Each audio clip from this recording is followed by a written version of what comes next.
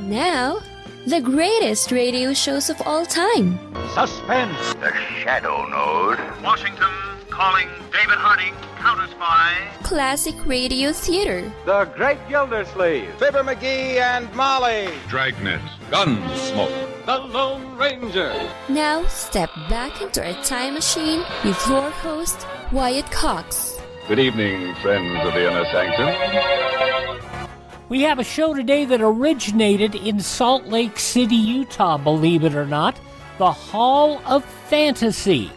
The show originated in Salt Lake City over KALL. No, it's not a religious program. It, in fact, is a, you'll be able to hear here. Originally developed by Richard Thorne, Carl Grayson. This show, episode entitled The Dance of the Devil Dolls. This was originally broadcast October 5th, 1953. And now, the Hall of Fantasy. Welcome to the Hall of Fantasy. Welcome to the series of radio dramas dedicated to the supernatural, the unusual, and the unknown. Come with me, my friends. We shall descend to the world of the unknown and forbidden, down to the depths where the veil of time is lifted, and the supernatural reigns as king. Come with me and listen to the tale of The Dance of the Devil Dolls. Hello? Anyone out here? You don't think... I don't know what to think, Chuck. We'd better take a good look around. There's something strange about this whole setup. I don't know... Henry. What? Look. It's him. Come on. No wonder he didn't answer us, Chuck. You mean? That's right. He's dead. And now for our story. An original tale of fantasy by Richard Thorne entitled The Dance of the Devil Dolls. Have you heard of avoutement? Literally, the word means face image. The practice of avoutement is as ancient as Egypt and Assyria, and still found from Ceylon to the United States, Europe to Africa, South America to Scandinavia. A figure is made to resemble that of a hated enemy, then methodically injured or destroyed, resulting in pain and death for its human counterpart. Charles and I had gone up for a weekend of fishing. Saturday night at dusk, when the sky had dulled from blue to gray, and the gray was shading darker every minute, we were walking back up to the cabin. Not a bad haul, huh, Emery? For you, not for me. I'll bet you the smallest of those 3 bass weighs over 4 pounds. What bait were you using? Oh, a spoon. Fish just wouldn't leave it alone. Anyway, we'll have a good fish dinner tonight. And maybe tomorrow my luck will change. Well, I hope so. What time is it? About 9. We've been out 5 hours. Chuck, Yeah? there's someone coming down the trail towards us. Where? Oh, yes, I see him. Can't be going down to fish this late. Oh, I can't tell. Some guys really get the bug. There's a guy I know named Lloyd Erskine who will fish off... Excuse me, gentlemen. He means us. Wonder what he wants. Excuse me, gentlemen. I lost something. I wonder if you found it. I don't know what you're looking for, mister, but we haven't found it, whatever it is. Perhaps you saw it lying on the ground. It was a doll. A doll? Yes, about 12 inches tall. It looked something like me. I'm sorry, we haven't seen it. Of course, you can always buy your daughter It doesn't belong to my daughter. Oh. Well, we haven't seen it. Are you staying at a cabin on this lake? Yes. Only until tomorrow night. It's right at the head of the trail up there. You must have passed it as you started down. If by any chance you do come across it, I'll stop in before I leave this area, if you don't mind. Well, that's perfectly all right. Thank you, gentlemen. I must have the doll for the dance tonight, or the old woman will be angry. Well, what do you make of that? Search me.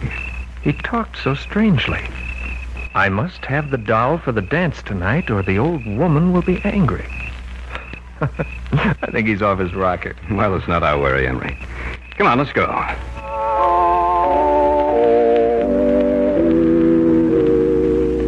We went back up to our cabin, cleaned the fish, and had one of those fish dinners you talk about for years. It was about 11 o'clock, and we'd started to go to bed, intending to get up as early as possible the next morning when there was a knock on the door. I wonder who that is. I don't know, but we'll soon find out. Oh, it's you. Yes. May I come in? Of course. I see you found the doll. Yes. I wanted to let you know that I had. Well, thanks for telling us. Now I must take him to the dance. The dance ought to be just about over. Oh, no, it hasn't begun yet. Well, you'd better get there or your wife will be angry. You misunderstood me. I said the old woman, not my wife. You see, I'm not married. Oh. I hope you'll forgive me. I see that you're just about ready to retire, but I'm afraid. Afraid? Of what? The old woman is already angry with me. I told her I'd lost the doll, and she swore that if I didn't find it, she'd kill me. That's why I've come to you. If you hear that I'm dead tomorrow, that I committed suicide, you'll know it's not the truth. If I could only get in touch with Dr. George Kaltman, he could help, but I'm caught up in something I can't stop, and it's too late to get out now. I've tried, but... Oh, my head! You dropped your doll. I didn't drop it. She caused it to move. She doesn't want me to talk. I've said too much already. I must go now. Here's your doll. Thank you. Remember what I told you. If I'm dead tomorrow, it's murder. Good night, gentlemen. After he dropped the doll, did you get a good look at him, Chuck? Yeah. The doll hit the floor on its forehead. A few seconds later, there was a heavy bruise on the right side of his forehead. You know, he said if he was found dead tomorrow, that it would be murder.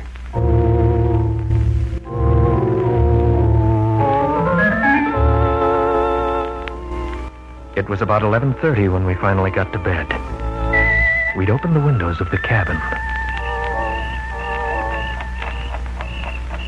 The sound of the alarm clock we'd brought with us mingled with that of the crickets outside. The old woman said you must die. I heard something. I didn't know what it was. It sounded strangely like words, but they were uttered in a voice so tiny and shrill that I thought I was imagining things. But then, I heard his voice. No, I won't die. They will help me. Henry, I didn't know you were awake. I couldn't sleep. I thought I heard a tiny little voice. Be quiet. They go. The old woman will take care of them too. But I'm not going to die. I'm not going to...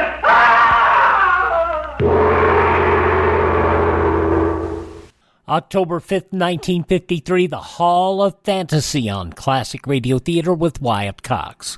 You know, it's true. Difficult times have a way of focusing us. We have to think about what matters most when it comes to our spending, our health care. No doubt. This is why so many people are joining Medishare right now. Medishare is a trusted way to save up to 50% on your monthly healthcare costs. More than 400,000 people have already made the switch. It's pretty obvious why, too, especially now during this challenging season with healthcare costs and out-of-pocket expenses going up. Medishare can save you a lot of money. The typical family saves $500 a month. And Medishare is a Christian healthcare sharing ministry that's worked beautifully for 29 years. There are different options to choose from to fit your budget. I'll give you the number here in a second, and if you call, you can get a price within 2 minutes. Maybe now is the perfect time to make the switch and start saving. Here you go. Call 833-34-BIBLE. That's 833-34-BIBLE. 833-34-BIBLE. Now on Classic Radio Theater with Wyatt Cox, more of the Hall of Fantasy, the Dance of the Devil Dolls. October 5th, 1953. Back now to our story. An original tale of fantasy by Richard Thorne entitled The Dance of the Devil Dolls.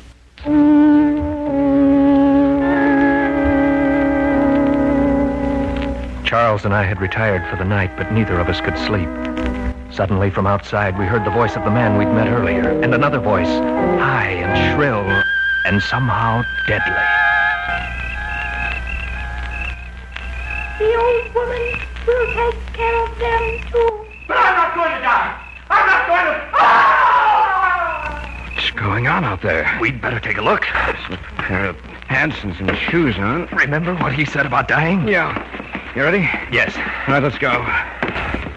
Beginning to think that guy belongs in an institution. Maybe. Maybe not. I think his scream came from the left. I'll take a look over there, then. Didn't tell us his name, did he? No. Well, I'll try calling him. Anybody out here? Hello? Anyone out here?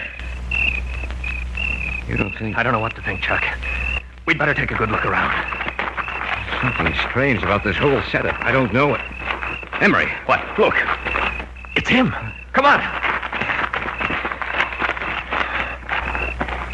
No wonder he didn't answer us, Chuck. You mean... That's right. He's dead. That little doll that looks so much like him. I don't see it anywhere around. Neither do I. You know, Chuck, it sounds crazy to say it, but that shrill, high little voice we heard... You're letting this thing run wild with your imagination, Emery. Even though it looked like him, it's just a doll, nothing else.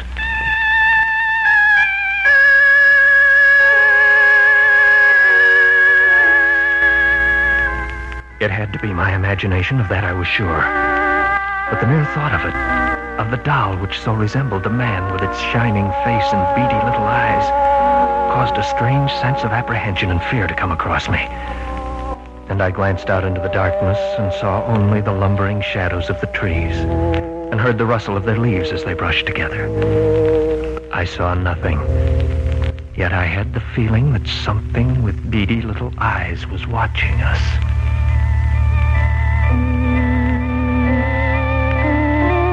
We notified the authorities. They came out, found no evidence of foul play, and diagnosed his death as being caused by heart failure. Our luck was exceptionally bad out on the lake Sunday, and we drove home that night, speaking but little, thinking only of what had happened the night before.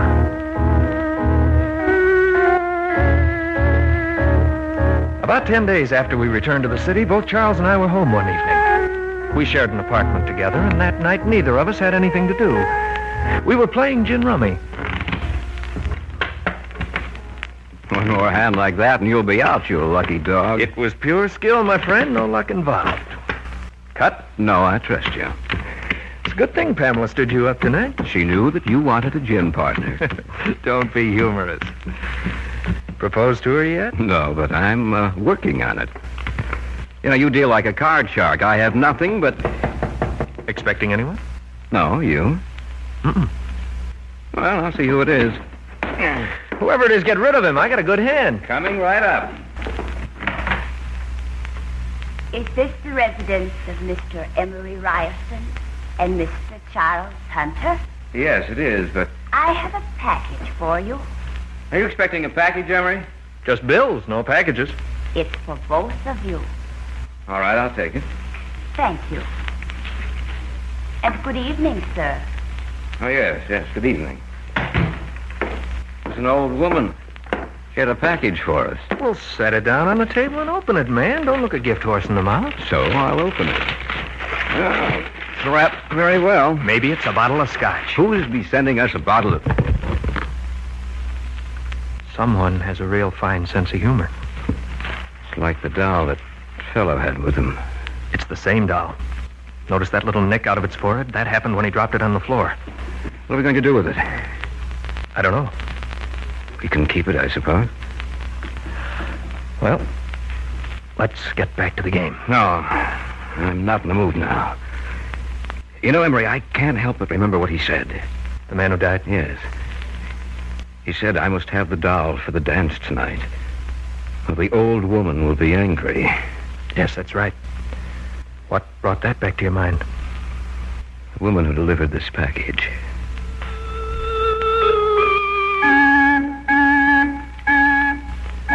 We put the lid back on the box and left it on the kitchen table with the cards we'd been using. Neither of us entered the kitchen again that evening. We went to bed a short time after 12. Again, I was restless and couldn't sleep. I had the same feeling I'd had that night in the cabin. And I remembered the words I'd heard spoken in that unearthly little voice. The old woman We'll take care of them, too.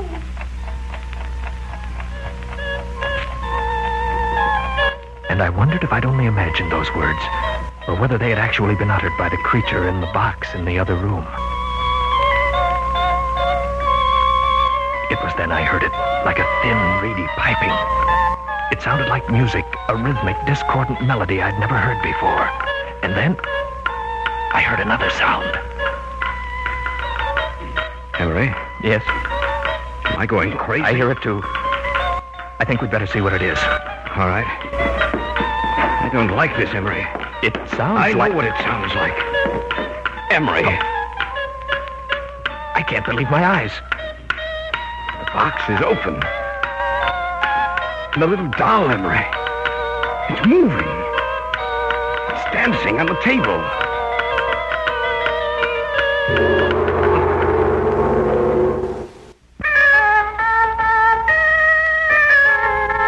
Charles and I couldn't believe our eyes, for the scene before us was as bizarre and fantastic as the wildest dream of an insane imagination. It's moving. It's dancing on the table. Yes, I see it. There's something that... I'm going to destroy that thing. Be careful. Look out, Chuck. It's running. Going to get it if it's the last thing I do. It's running over toward the window. It's gone. It's gone through the glass. Maybe it's down there on the sidewalk. It's possible, but that's a 2-story drop. I can't see it. No, Emery. It's gone. They turned again to the old woman.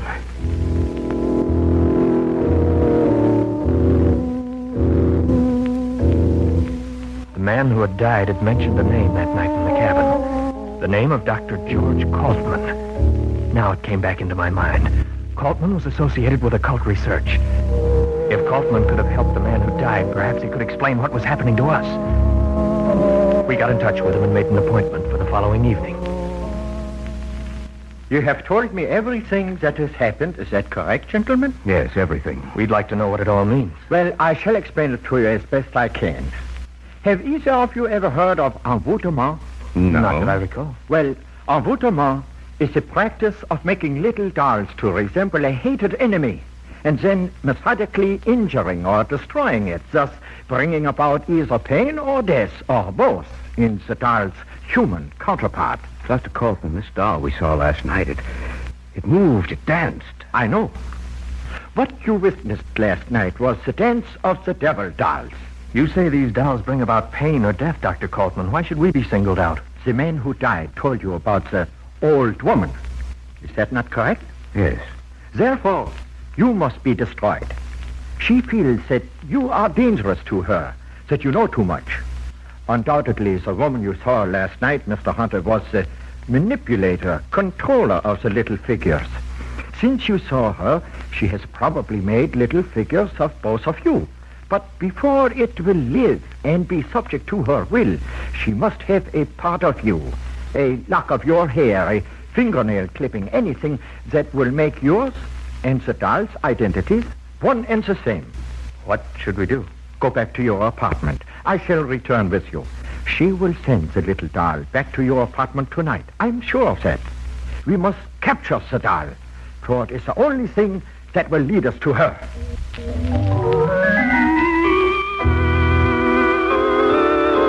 Kaltman, Charles, and I returned to our apartment and took up our vigil in the bedroom, for that was the place the doll and the old woman would expect us to be. We made dummies of the extra blankets and arranged the beds so it looked as if we were sleeping. You left the apartment door unlocked? Yes. But why? It only makes it easier for it to enter. That is what we must do. One way or the other, the doll would find means of entrance. If not tonight, then another. You have no idea what those little creatures are capable. Listen. It is coming. Be quiet. Wait until it is in here. Then close the bedroom door and put on the lights. We understand. Now, quiet. Now! Catch it quickly! There it is, over there. This time it won't get away. Don't let it get near the window! I've got it! Quickly, put it in here! There. We have it. What do we do? This doll will lead us to the doll woman. You mean now? Tonight? Yes, Mr. Ryerson. She will know that we have captured her little messenger if it does not return in a few hours, and she will be prepared to stop us. We must find her, destroy her if need be, before she has a chance to destroy you.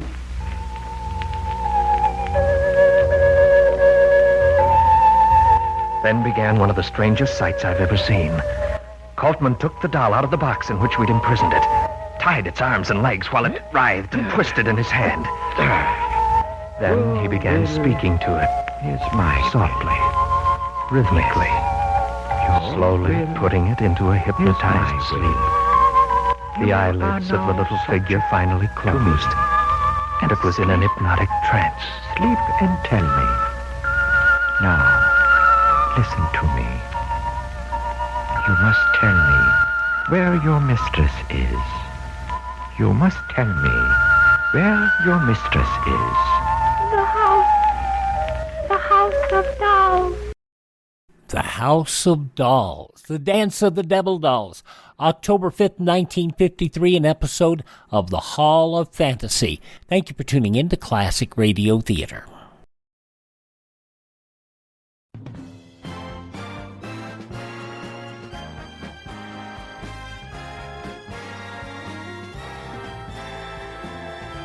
Now on Classic Radio Theater with Wyatt Cox, the conclusion of The Hall of Fantasy and The Dance of the Devil Dolls from October 5th, 1953. The House of Dolls.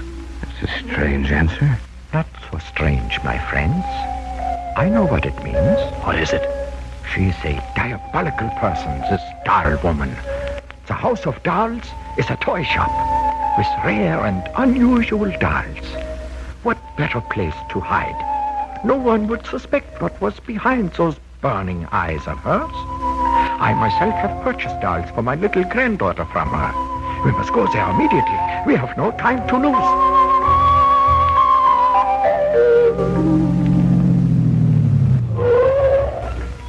This is the place. Let's go. Right. It's past 2. There's no one on the street. All the better. Try the door. It's open. Probably waiting in the rear of the shop for the creature she sent out. Well, let's go in. As quietly as possible.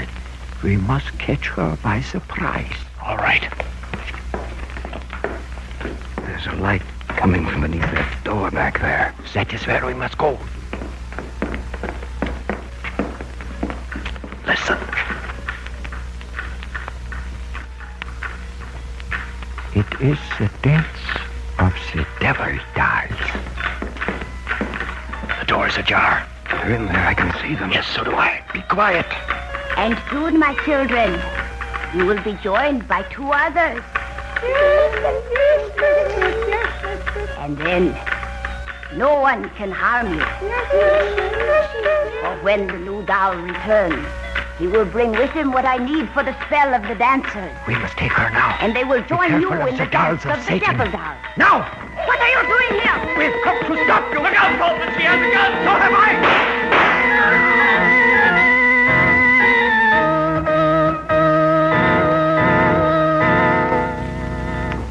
She is dead. She will cause no more harm. Seems strange to see those little creatures on the floor. All of them so quiet and still. And just a short while ago. They were participating in the dance of the devil dolls. Yes. Do not feel pity for them, Mr. Hunter. The dolls did not really live. They were a creation of evil, sparked by the malevolence of the old woman. When she died, they died with her. Perhaps the humans they resembled will rest quietly now.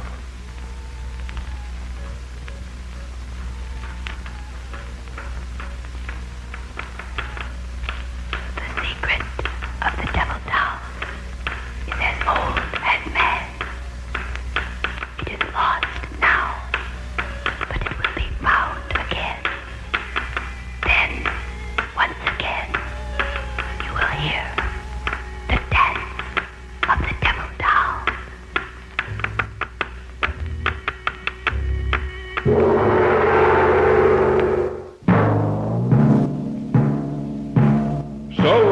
tonight's tale of the unusual, the terrifying, the unknown. Join us again when next we journey down the corridors of the Hall of Fantasy to hear another strange tale of the supernatural. All characters and events portrayed in these programs are fictional, and any similarity to actual events or persons, living or dead, is purely coincidental.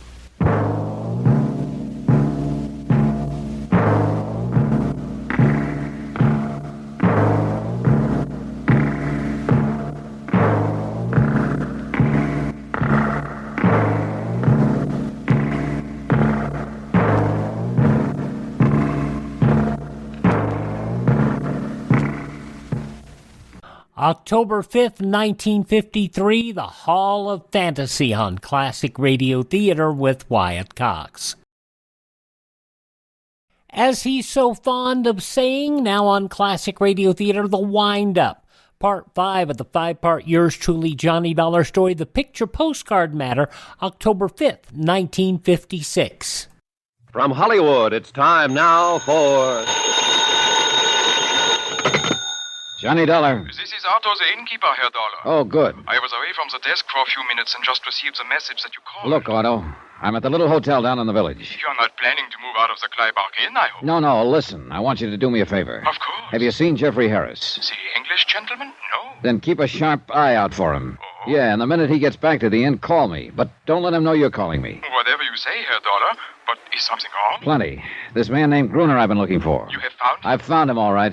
Dead. What? And it looks like his killer is here at this hotel.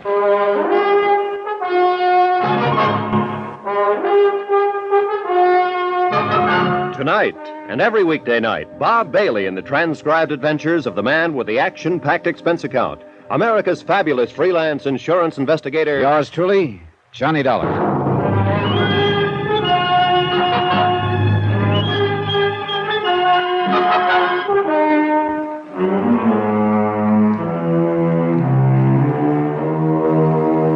Expense account submitted by Special Investigator Johnny Dollar, location Kleinbach, Switzerland. To the Home Office, Global Casualty, Hartford, Connecticut. Assignment, The Picture Postcard Matter. Expense account continued. The murder of Gruner meant that I had lost the one solid lead I had on the whole case. Unless, of course, I could round up whoever put him away. Item 10, $1 to the desk clerk for watching the rear entrance of the hotel in case the killer should try to get out that way. Well, what are you going to do, Johnny? Go upstairs and take a look. I'm coming with you. No, stay here. I won't. I'm coming with you. All right, I don't have time to argue. Now tell me again just what happened, Elsa. You realized we were being followed along the street. You decided to wait in that alley, and I was to cut through to this street and go back to the inn. Yeah. Go on. Well, when I got to the street, I heard a man cry out. Then I saw Gruner fall from an upstairs window. He was dead. He fell from a corner room? Yes. Well, that'd be this door over here. Okay. Get back against the wall, Elsa. All right. Be careful, Johnny. Yeah.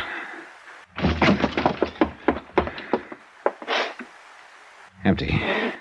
Maybe one of the other rooms, Johnny. Yeah. Hey. Somebody just locked up. That was down the hall. Yeah, come on. That room at the end. Get back, Elsa.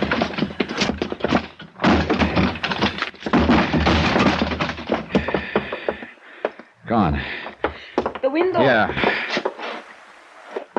Oh, great. A fire escape. Uh-oh. You see someone, Just Johnny? a flash as he disappeared around the corner. Could you recognize There him? wasn't much light, but it looked like the big boy who jumped me back in Zurich.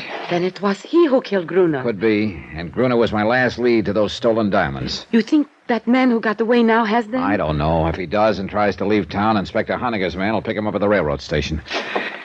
Well, let's go back to the inn. We did.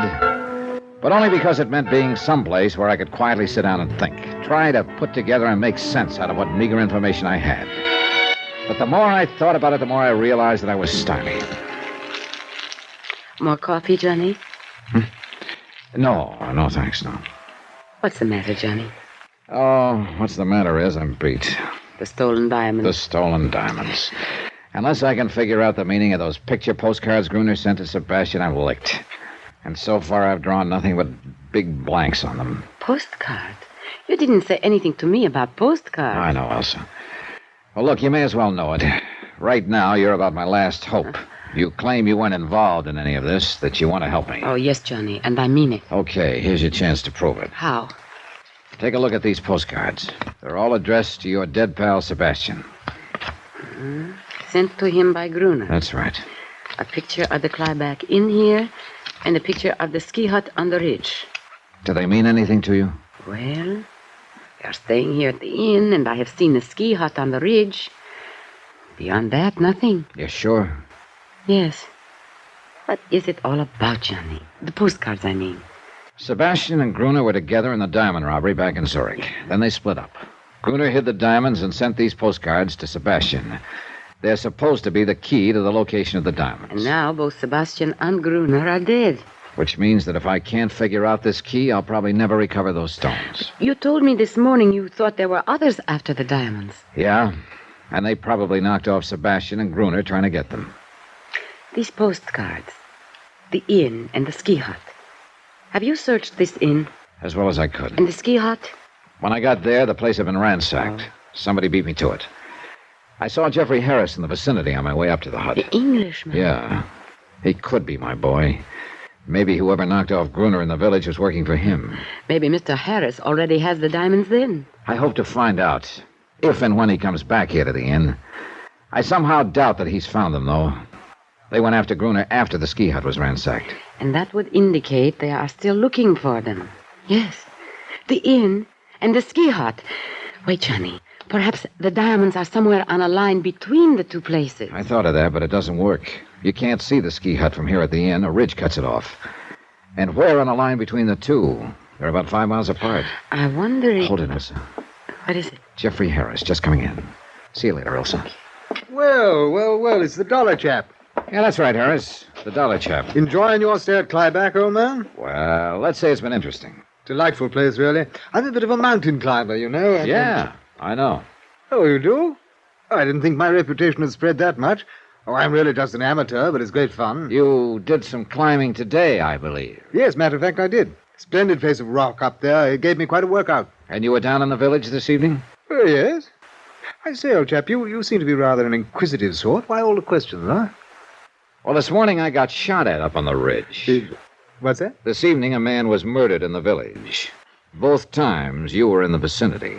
Oh, now, look here, Dollar. Let's not be absurd, right? I'm sorry that someone was potting away at you this morning, but I assure you I had nothing to do with it, and I didn't even know about the murder in the village. Plus the fact you've been pretty interested in me ever since I arrived here at the inn. Yes, but I've explained all that. I thought at first that you might be my old friend Bunny Dollar from London. Look, let's quit talking about old Bunny Dollar and start talking about that rifle of yours with a telescopic sight. Don't be ridiculous, old boy. I don't have any rifle. Well, I just happened to have found one in your closet today. I say, you are a snooper, aren't you? But you must have gotten to the wrong closet. I tell you, I don't own a rifle. It was there, all right, and it was your closet. Well, then somebody left it there by mistake. Now, look here, Dollar. I haven't the slightest idea what you're driving at, but I assure you I am in no way involved. And I must say I don't care for your attitude or behavior. You'd think I had you confused with old Bunny. Well, you're not in the least like him. They're prowling in my closet. I guess I drew a blank there. Elsa, where did you... Herr Dollar. Oh, Otto. Where did Elsa go? Why, I do not know. She was sitting there a few minutes ago. Perhaps she went up to her room. Yeah. Herr Dollar, this man you were looking for, Gruner. I'm not looking for him anymore, Otto. Like I told you over the phone, he got himself killed in the village this evening. I know. And that is what made me think you might be interested in this. Oh, hey, another postcard. Where'd you get it? It arrived today. It was addressed to the man called Sebastian in care of my inn. That means Gruner didn't know Sebastian was dead. Hey, this could be the missing part of the key. Key? A picture of the village square. Does that mean something to you, Herr Dollar? I'm sure it means something, all right. But I'm not sure what. I went to my room and put the 3 postcards side by side. The inn, the ski hut on the ridge, and the village square. The trouble was I couldn't be sure this was all there was to the key. Maybe Gruner had planned to send more cards, but he wouldn't be sending any now. Yeah, from any point of view, I was getting nowhere. Then I stopped cold. Point of view. I looked at the cards again. You couldn't see the ski hut from the inn, and you couldn't see the inn from the village. But maybe, just maybe, there was some point from which you could see all three. I went downstairs and outside. It was a moonlight night. I started walking slowly toward the village, keeping the inn in sight behind me. Finally, I came to a point in the road where I could see both the inn and the village square in the distance. But I still couldn't see the ski hut. There was a ridge in the way. I started cutting across a field. It looked like a little deserted farm. A shed loomed up in front of me, a small, broken-down barn. And then, just as I got to the barn, the ski hut on the ridge came into view. I stopped and checked. Yeah, I could see the inn, the village square, and the ski hut.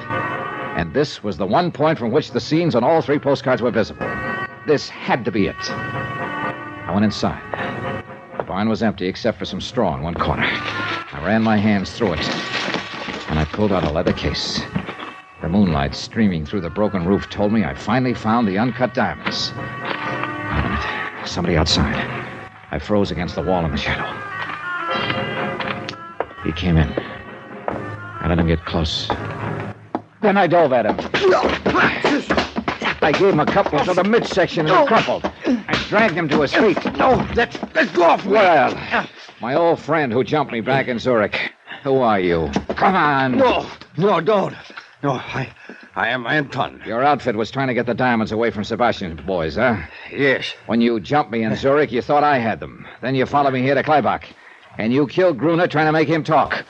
Okay, who are you working for? Spell it. No, nobody. I am working alone. Don't give me that. You haven't the brains to mastermind a deal like this. Now, who's the boss? I can't tell you. Open up, Anton. Start talking. That is enough, Herr Dollar. What? Otto. Stand very still. Well, so the little innkeeper is Anton's boss. You stupid fool, Anton. Yeah, well, what could I do, Otto? I didn't know he had had me approaching. One blunder after another. But I think I get it now, Otto. It was you who shot at me up at the ridge this morning. Then you planted the rifle in the Englishman's room. I realized after I had missed that perhaps it was just as well, Dollar. Sure. You realized I might be able to help you. You couldn't figure out the location of the stones, although you had one of the postcards. But you knew I had the other two and might be able to figure out the three of them. Why not? So you gave me the third card, hoping I'd lead you to the diamonds. Which you very obligingly did. Give me the diamonds, Dollar. I will take them. Stand back, Anton. What? But Otto... Sure. You don't think he's really going to split with you, do you, Anton? What do you mean? Otto... Stay where you are, Anton. You have served your purpose. After all I have done for you. What? You stand back! Anton started for Otto, who took his eyes off for a second. That's what I was waiting for. I dove at him just as his gun went off. Anton crumpled, and after a fist in his face, Otto did likewise. I knelt down and picked up his gun. All right, Otto. Just hold it where you are. But my shoulder, I'm hurt. Don't worry, Anton. There's enough of you left to talk to the police. And you know, I got a hunch you're going to be a real cooperative witness.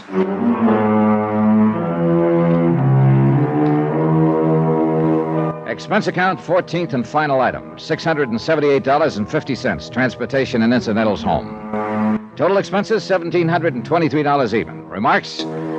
Otto and Anton were turned over to Police Inspector Honegger. The diamonds are in safekeeping. About Otto. Well, greed is one of the 7 deadly sins. It sure turned out to be the deadliest one for Otto. About Elsa? Well, please consider me available for any future assignments in Switzerland. End of report. Yours truly, Johnny Dollar.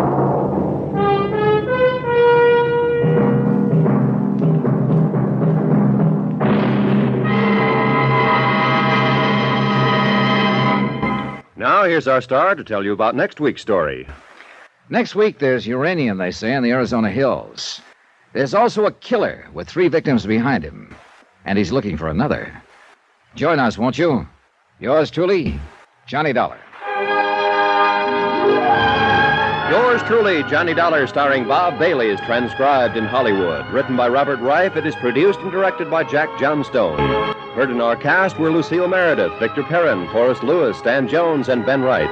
Musical supervision by Amerigo Marino. Be sure to join us on Monday night, same time and station, for another exciting story of yours truly, Johnny Dollar. Roy Rowan speaking.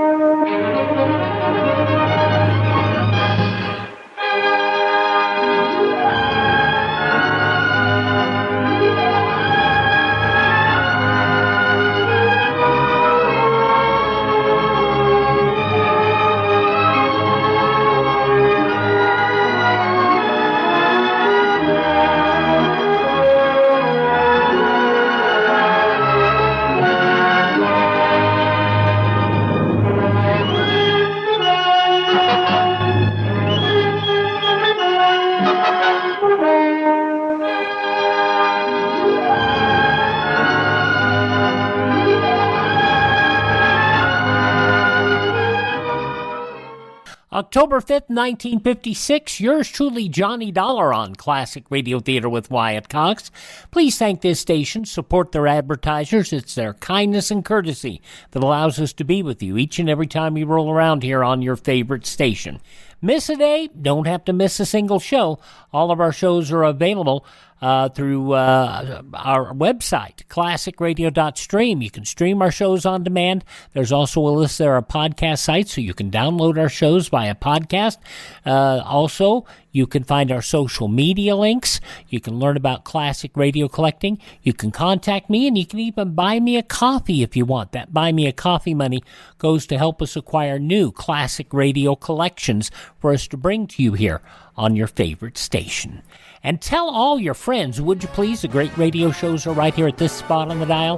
Classic Radio Theater with Wyatt Cox on your favorite station.